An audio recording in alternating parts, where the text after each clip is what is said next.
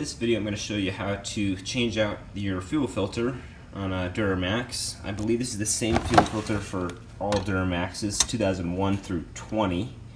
It's going to be the TP3018 by AC Delco.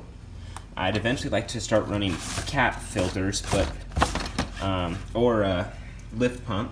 But until then, I'm just going to be running what they run from the factory, and that's the AC Delco. So you're going to also need some channel clamps. I'll show you what those are for later. So you're going to want to start by going to your passenger side and start taking out this fender well liner. It's plastic and it's held on by a bunch of these clips. I've switched mine out over the years to these Phillips ones, so they actually thread, which is much nicer.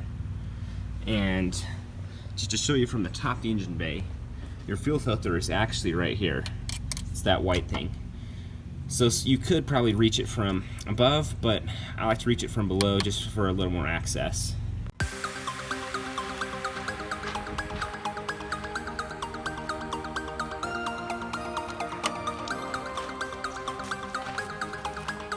Okay, so that's probably the most tedious part about this. There's maybe about 10 of those things. After that, there's the fuel filter right there. And there's a couple of these little push pins. You're going to want to pull those out before this will drop down and come right out. Okay, so underneath here you'll see this. This is your water and fuel sensor. You're going to need to unplug that right up here. Just like that, it's unplugged. It's just a little 2-pin. Just push that top little piece off. It'll pop right out. Next, you're going to want to take your oil filter wrench here again and slide it up onto here.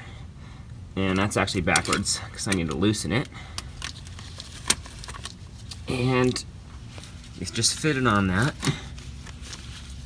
And you start loosening. It should just kind of break loose. Alright. Then after that, you're going to want to have your drain pan ready again. Over here. So I gotta open this up again. And the vent, of course. Okay.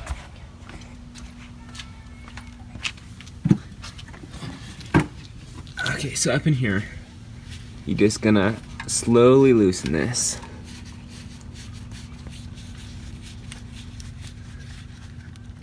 Okay, now it's loose.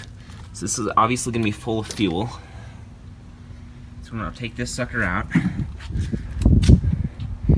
and get a good look in there. I can definitely see some particulate.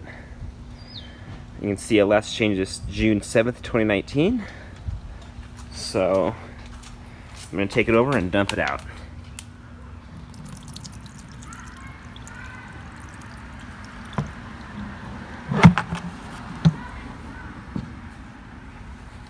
I'm going to let that drain out here. And next I'm going to take those channel clamps and loosen off this sensor right here. And some places make a tool, a wrench that'll fit right over here for 10 bucks, but I think if you're careful, just use some channel locks and be careful not to, I guess, mess up that thread too much, and you'll be fine. Okay, so here we are. I just used this oil filter wrench again in one hand, and the channel locks in another, and it just comes right off. You can see. This will screw off.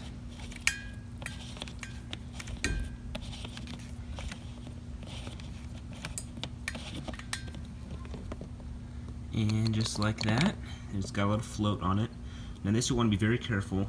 You want to keep this clean. You're going to see there's a gasket on here. Now the new filter comes with a new gasket. So we're going to pry that old one off.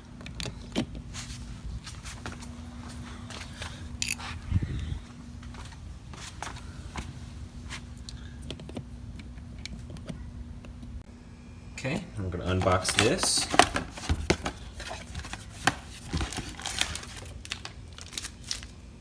It's going to look like this here. Just going to want to pop this open.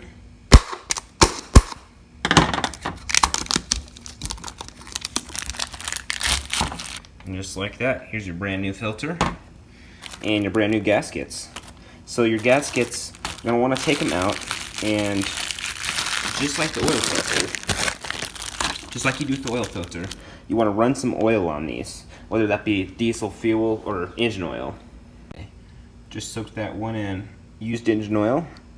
You don't want to make sure there's no dirt or particles on this thing, because that goes straight into your engine, obviously, or the fuel does. So we're just going to thread this right back into the new filter.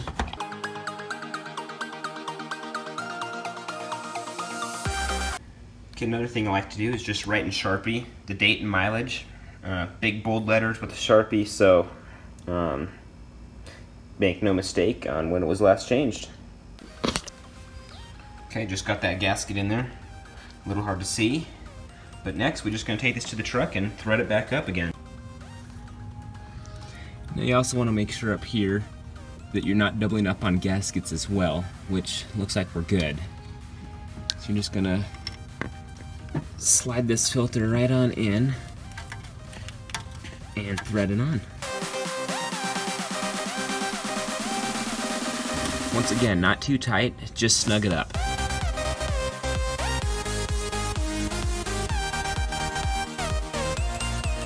Okay, don't forget to plug it back in right here. But other than that, you should be good down here to put that fender liner back up and in. Next, you're going to come to the top of the engine bay and look at this filter housing. So back behind it, you're going to see right here. This is going to be a little screw. It's 1/2 inch. You're going to want to take that out. That's your bleeder screw.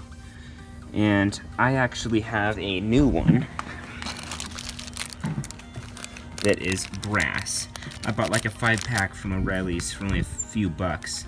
And the one that's on there is plastic, and that's frustrating because if your truck lost your prime out in the middle of nowhere and all you have is a little flathead screwdriver, you could strip that out real easy.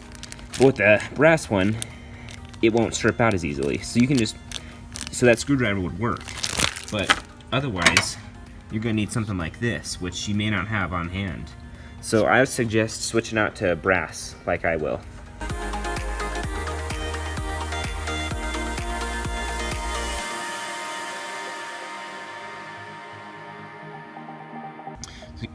So here's that new brass one. It's got a nice O-ring on it. So we're just going to thread it in about halfway. And then we're going to start pushing this primer. And it's going to take maybe a couple minutes to fill this whole filter up. And you're going to know when to stop because fuel is going to come out of this bleed screw. So what you're going to want to do is prime it, and then I'm going to have to use 2 hands here once I get to that point.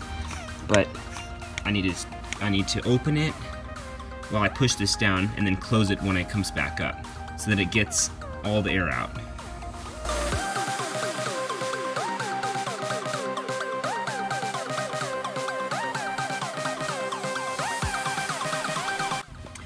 Okay, you're also going to want to have a rag in here when you do this, because in order to prime it, you got to get the fuel to come out. So it's going to go everywhere. But just try to clean up as best as you can. And then I already tightened it up. There's the new brass one.